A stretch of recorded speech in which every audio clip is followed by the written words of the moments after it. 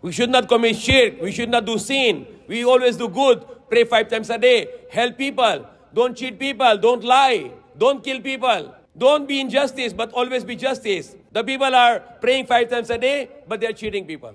People praying 5 times a day and going to Hajj and Umrah, but they're lying. People are promising, Muslims many promising, but they break the promise. Prophet Muhammad SAW said, the hypocrite is munafiq, or in Tagalog, hipokrito. Yung tao na sabi ng pananampalataya, basta sa heart niya, sa puso niya, wala. Disbeliever siya, yang munafiq. Ano sabi ni Prophet Muhammad SAW? Yung malaking signs ng munafiq, the 3 major signs of the munafiq, the hypocrite. He did not say he's not praying, he's not fasting, he's not doing Hajj and Umrah, no. He said, kailan siya na magsalita, lagi siya sinungaling.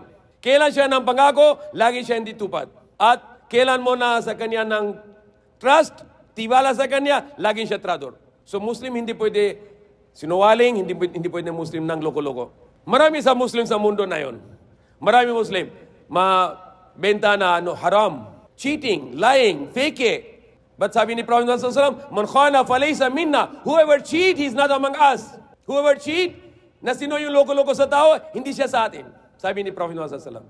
And they asked him, Ya Rasulullah, pwede ba isang tao na pananampalataya na kung kahit siya ng bakhil, kuripot?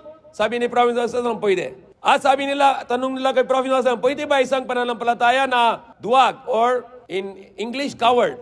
Prophet Muhammad SAW say, pwede. Pwede isang pananampalataya ganun. Tapos yung sabi nila kay Prophet Muhammad SAW, Ya Rasulullah, pwede na isang pananampalataya na sinungaling? Ano sabi ni Prophet Muhammad SAW? Hindi pwede. Isang pananampalataya, isang Muslim, isang mu'min, hindi pwede sinungaling.